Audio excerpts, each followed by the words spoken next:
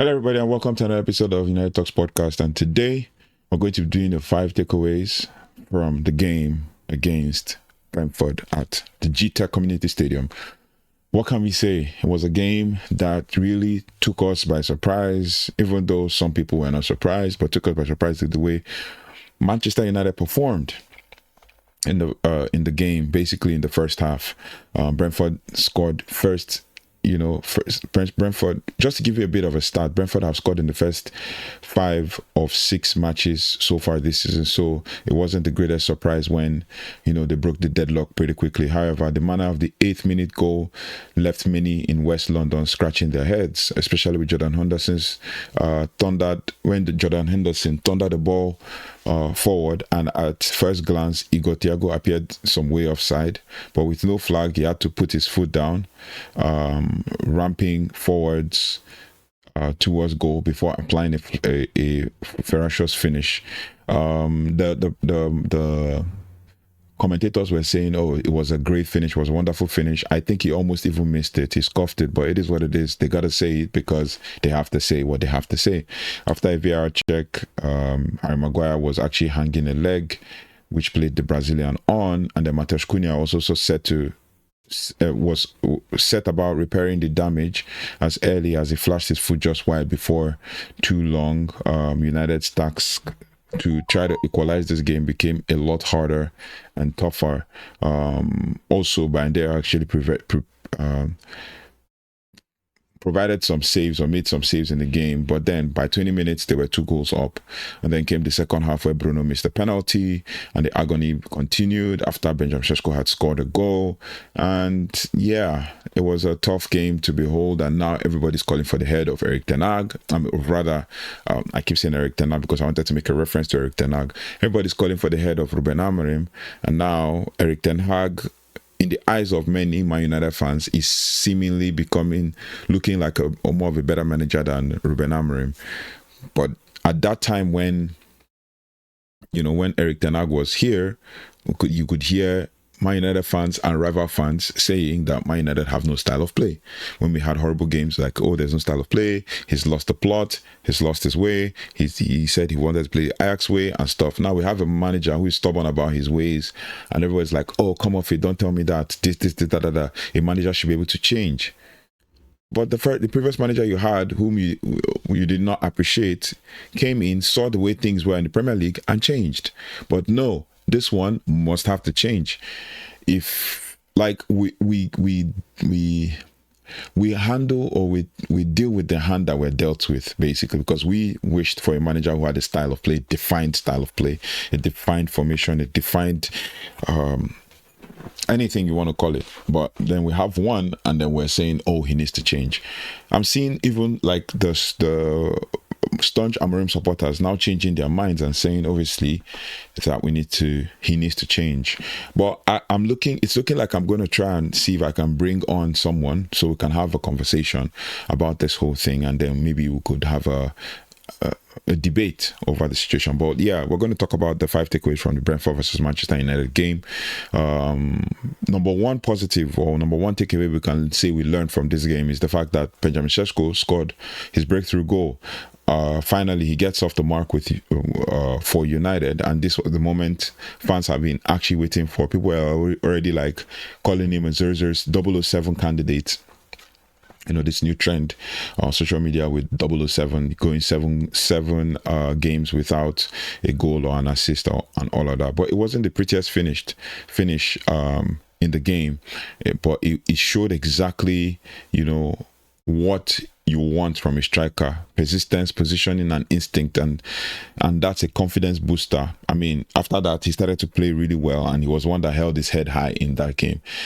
He desperately needed that booster, and it could also be the springboard for a run of goals, and we should expect that from him the next couple of games, even though we have one more game before the international break. But that's good confidence.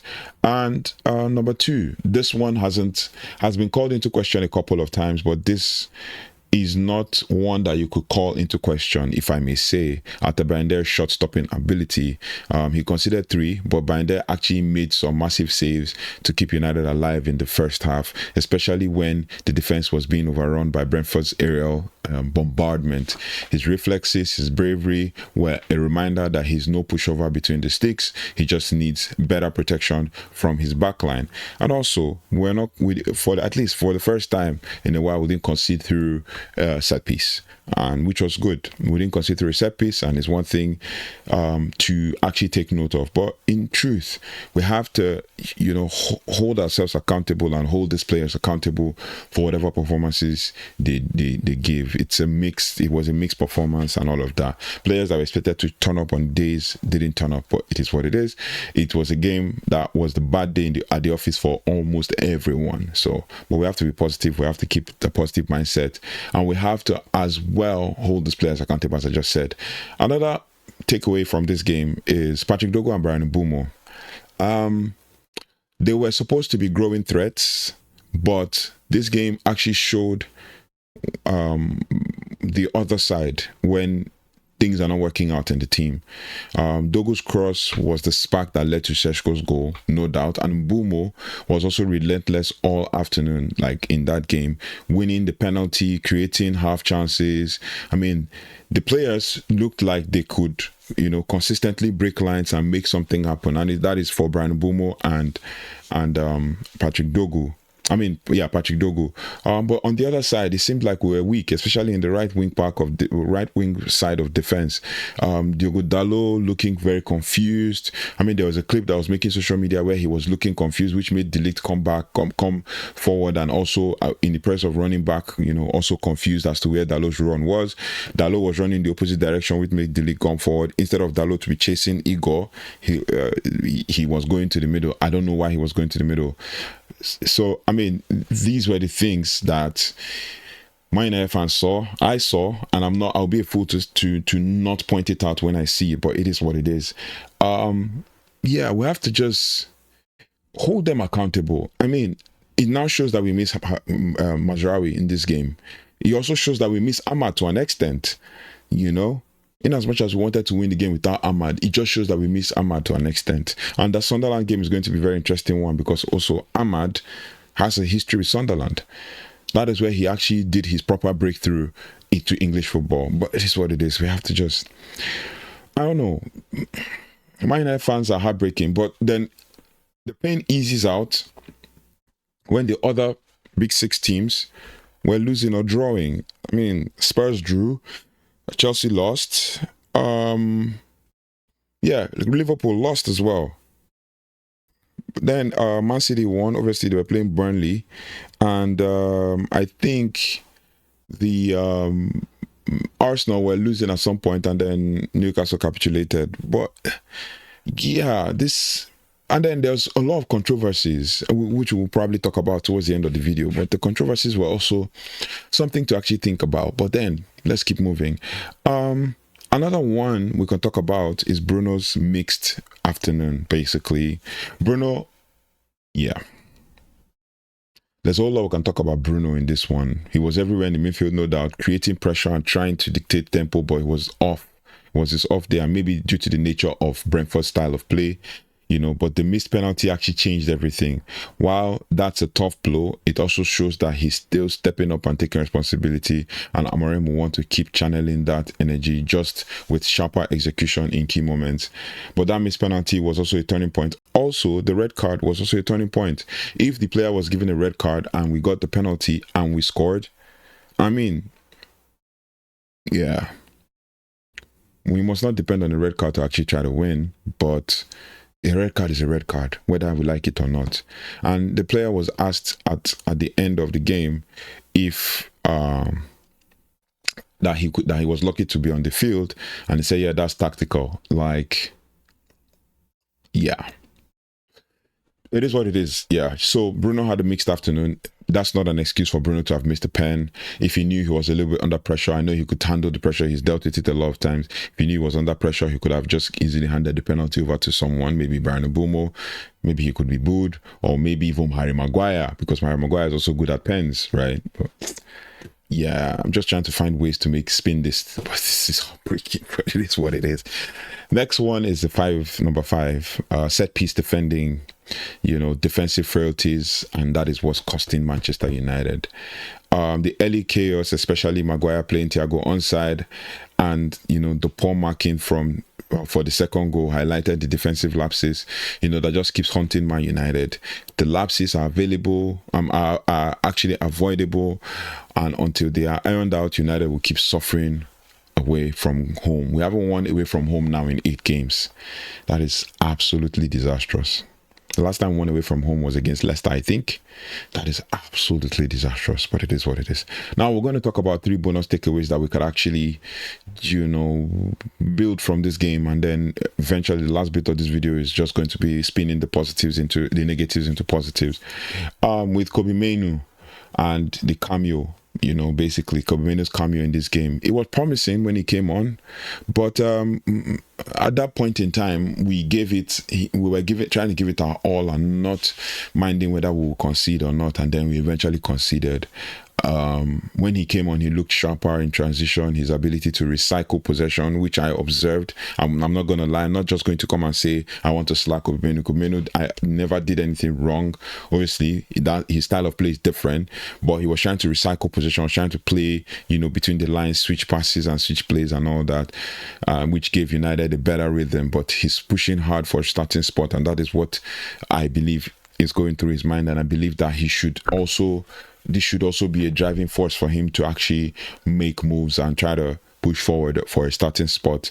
But also Amorim's tactical switches, which is another bonus takeaway, shows flexibility, bringing on Mainoo, bringing on Euro, showed that Amorim isn't afraid to change things, change his shape mid-game.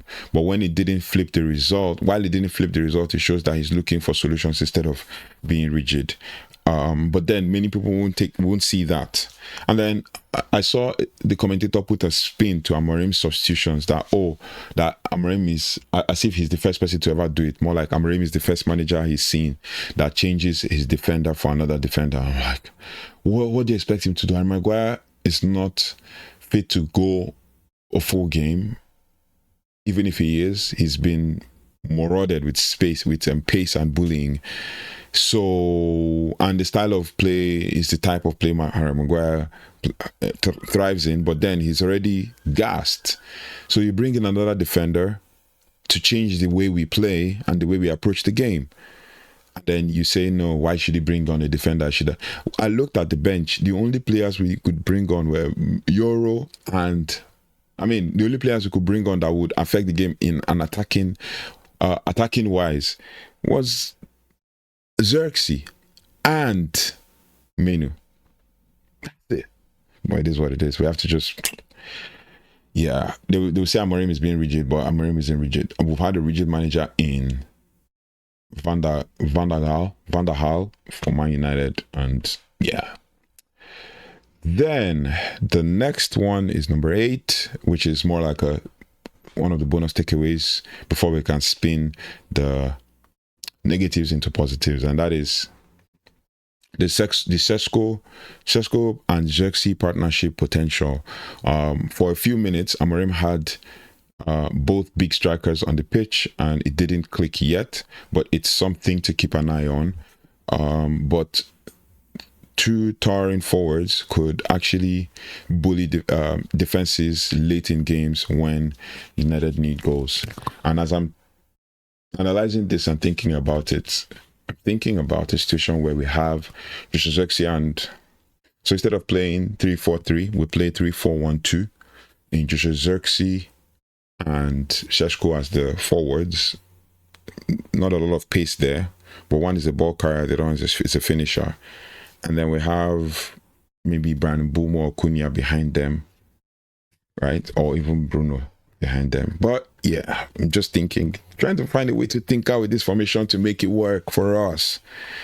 Even Mount came in, and Mount didn't have an impact in the game, and then was moved to left wing back again when Dorgu was taken off. Yeah, I don't even know if Dorgu is ready for the next game, if he's still injured. yeah. Anyway, let's spin the negatives into positives and try to find a way forward so that I can move on. But we'll still have this conversation because we need to have a proper conversation about Ruben Amorim. First, the penalty miss. It could be a way for us to build character. Bruno missed the penalty, yes, but these moments can actually build resilience. The keeper will come back hungrier. I mean, let's think about it. And his teammates will rally behind him. Misses hurt in the short term, but they often feel, stronger responses. This is Bruno's second penalty miss in 3 penalties taken this season. Yeah. Then spinning another positive into negative, another negative into positive. I keep saying it everywhere. Another negative into positive is the defensive mistakes that we had in the game. That shows that it's a clear area for us to fix. Rather than being vague and all of that, the goals conceded showed that there's specific problems, the spacing in the back line and tracking runners, and these are coachable, but it's painful now, but clear problems that mean clear solutions. Which would bring me to the question that Man United fans are always asking: why doesn't he change his formation? Or will I say change his style of play? But I've already described what style of play is. And I talked about it in 4 pillars, and I said what you do in possession, out of possession, what you do with the ball, and what you do without the ball. These are the 4 pillars that I know of coaching from all of the courses and trainings that I've done in the past. But if you look at it, if you change the formation to a 4-2-3-1, that leaves us with still 2 midfielders, 2 holding midfielders, and we need 2 holding midfielders, and we don't have those bodies. You say, okay, 4-2-3-1 with Cunha and Mbeumo on the left and the right, and then with Bruno in the middle, and then you have 2 holding midfielders. It gives us bodies in the midfield. But Mbeumo is more of a winger than Cunha. Cunha has played the left side, but Cunha won't track back because it involves a lot of tracking back for the left winger. What does that mean? Okay, you put Ahmad there. Ahmad is not a left winger. Ahmad thrives better on the right. So who do you put there? 4-2-3-1, and then you put Šeško. Yeah, we tried that under Ten Hag, and we were failing badly. And I remember when, what's his name, Jamie Carragher was actually analyzing our midfield and saying we were too open. This was during Ten Hag's era. Yeah, but it is what it is. I think maybe now I would say we are regretting not keeping Amrabat. Maybe Amrabat would have been a better short-term fix ahead of what happens in the summer. Seeing as now we don't even have an athletic central defensive midfielder, and that is what's killing Amorim. But like I said, we're going to talk about Amorim again, like in another video, maybe feature someone or just do a live stream or something. But yeah, we need to talk about Ruben Amorim and the news that we've been hearing. And then we'll also talk about the culture in that video, so just be on the lookout. Then yeah, I'm going to see how I can spin this negative into positive, and that is another away day defeat. Could this be an extra motivation for Manchester United, for the players specifically? United still haven't won away, but that only raises the stakes for the next one. I mean, the players know it. Amorim also knows it, and it can create backs to the wall mentality where they finally dig deep and grind out a big away win. We face Sunderland next. I don't know if that is at home or away, but we face Sunderland next, and we might have to think about how we approach that game. We face Sunderland at home, so do we continue our back-to-back home victory? Sunderland are doing really well. Just a brief history on Sunderland. Sunderland showcased their resilience by securing a 1-1 draw at Aston Villa despite being reduced to 10 men, with Wilson Isidore netting the equalizer in the 75th minute. Also, they are currently 7th in the Premier League, just 2 points off top 4 after 5 games. This was, yeah, and then Sunderland also secured a crucial 1-0 away victory against Nottingham Forest, with Omar Alderete scoring the winning goal and lifting the Black Cats to 5th place in the Premier League. And then further down, the Black Cats also demonstrated their resilience by ending a 1-1 draw at Aston Villa and all of that. Sunderland have made their best ever start to the Premier League season with 11 points from 6 games, matching their top flight record from 1967 to 1968 campaign. So they seem to be doing really well. Isidore has 3 goals for Sunderland. Enzo Lefe has 1 goal for them. Granit Xhaka has 3 assists in that game. Alderete has 1 goal and 1 assist. So they are doing really well. They have really shown themselves that they can actually play. So yeah, we face Sunderland at home. That should be a game that we can confidently win. But obviously, like Amorim will say, I don't know what will happen. I might have an idea, but I don't know what will happen. So overall, it was a painful afternoon, yes. But Šeško scoring, Bayindir saves, and the flashes from Mbeumo and Mainoo will also give us reasons, to believe. But to fix the basics at the back, sharpen up in key moments, United's away form will eventually turn. I don't know if it will turn under this manager, but I'm not going to lose faith in this manager. I'm just going to keep backing the last day. And we're hearing that the rumors flying up and down, even from Fabrizio and stuff. But we'll talk about these rumors tomorrow or later today. Yeah, tomorrow. So at the time of recording, you might get them today if you're watching it. But yeah, thank you so much for watching. Thanks so much for liking, sharing, and subscribing. I have to summon up the courage in the pain. Which brings me to ask you these questions as Man United fans. If you're watching this video, please comment. How are you feeling? Despite this loss and everything and the way the club is down, how are you feeling mentally and otherwise? Let me know your thoughts and feelings in the comment section. Let's build a conversation. Let's have a conversation and let's talk. I'll see you on the next one. Take care. Goodbye and God bless.